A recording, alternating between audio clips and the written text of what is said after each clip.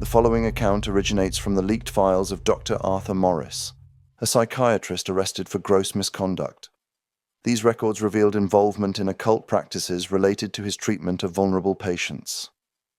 Among the documents seized was the file of a young woman, known only as Claire, whose case reveals a chilling intersection of trauma, dreams, and an unsettling devotion to something far beyond human understanding. Claire's file spanned a decade of sessions, beginning after the fire that consumed her childhood home and took her younger brother Daniel, a fire sparked by a dish towel she left too close to the stove.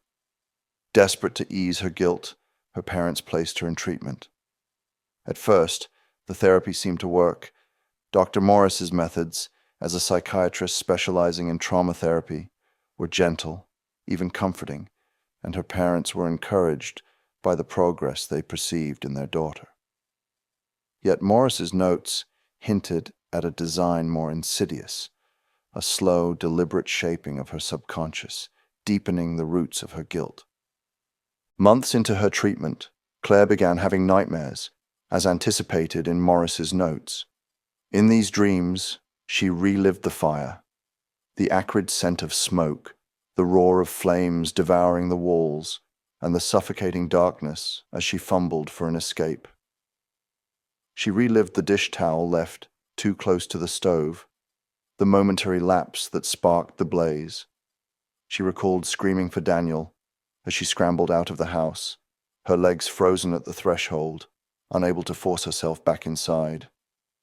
The dreams began the same way every time, a cruel, unchanging echo of her guilt. Dr. Morris encouraged Claire to share her dreams, claiming they were part of the healing process, but his notes revealed something else, meticulous records brimming with fascination at the depth of her subconscious. Over time, the dreams began to evolve.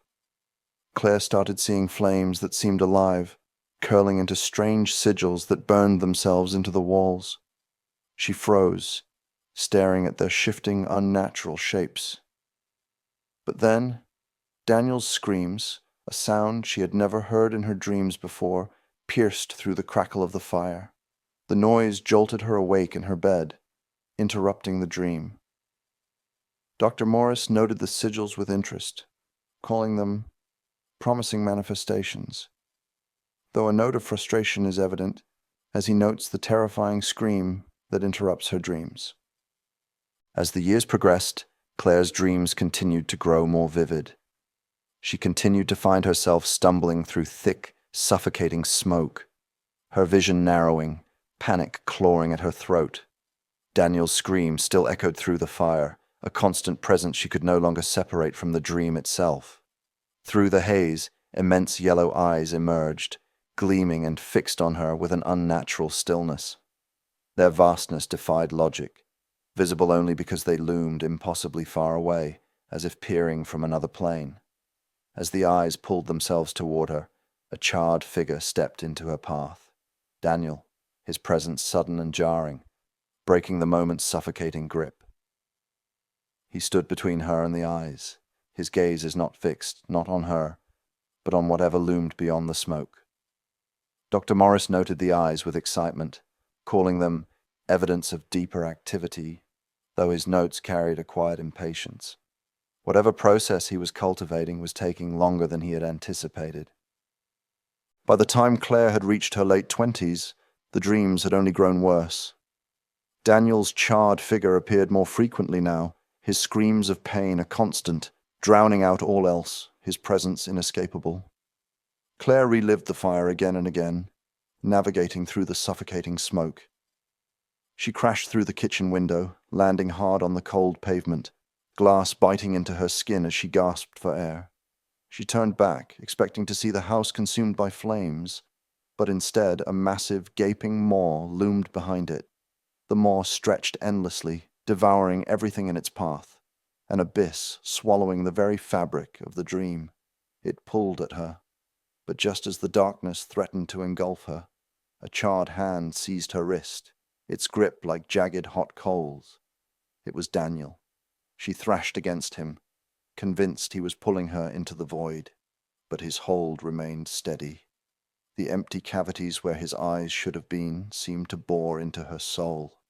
When she finally woke, her wrist ached, as though marked by his grip. Dr. Morris's notes took on an edge of frustration. His notes state his expectations for the process to have been completed by now. The dreams had deepened, expanded, yet she was being held back. She remained resilient, her will intact, despite the progression he had so carefully orchestrated. Dr. Morris proposed a ritual as a means of helping her let go, to sever what he described as Daniel's lingering hold on her mind. He framed it as a necessary step toward healing, a way to free herself from the past. To Morris's satisfaction, she agreed. The notes of Claire's final visit with Morris begin with his shock at her presence. He had expected the process to be complete. Instead, she sat across from him, whole, recounting her final dream.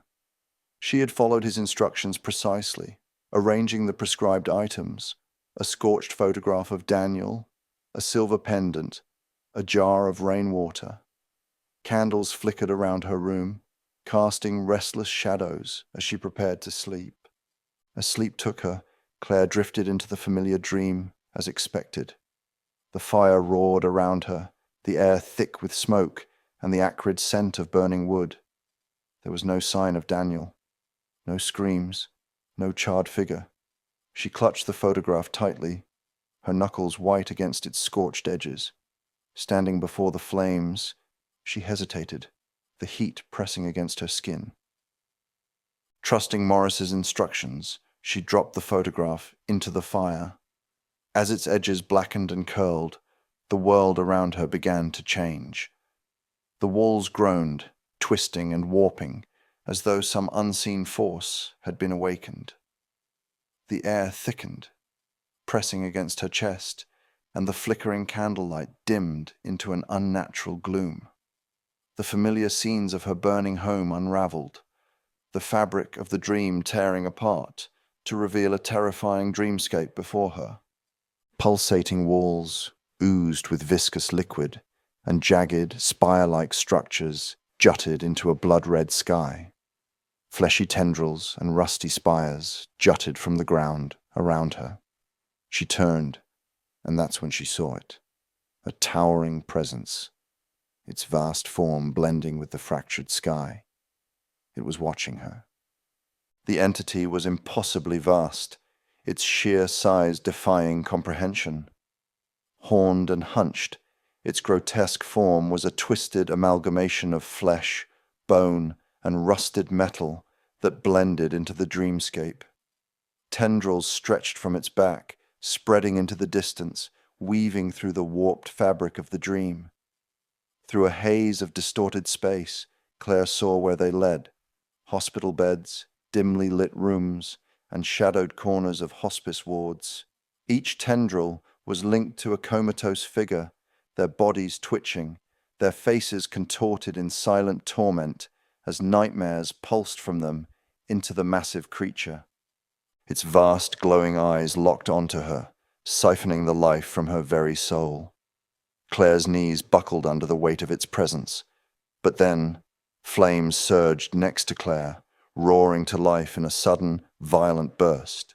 Through the inferno, Daniel emerged, his charred figure wreathed in fire that did not consume him.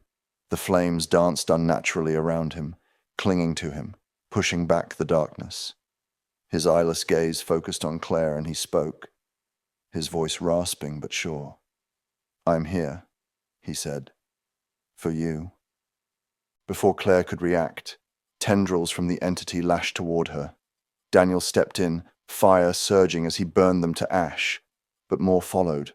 She realized he was protecting her, but he couldn't hold them back forever. Claire looked at the fire at her feet. The photograph smoldered in the embers, half consumed. She hesitated, then reached in, grasping its scorched edges, and pulled it free. As she did, the nightmare world trembled, cracks forming in its distorted sky as the dream faded away. After recounting her experience, Claire informed Dr. Morris that she decided to end treatment. Though the nightmares still haunt her, she had decided to stop running from them. They are a part of her, and a memory of Daniel. Dr. Morris's final note in her file is written in jagged, furious strokes, ink pressed deep into the page. She was meant to be the perfect offering, a feast of nightmarish terror, yet at the precipice she denied it, denied me.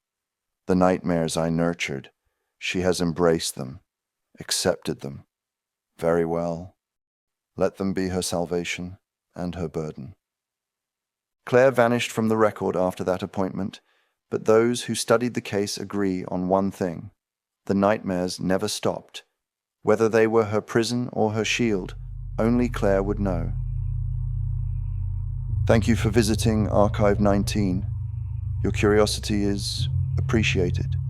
If you found this story intriguing, consider liking the video to help others uncover it as well. For more stories from obscure sources, subscribe to be notified when the next file is unearthed. New discoveries are released weekly.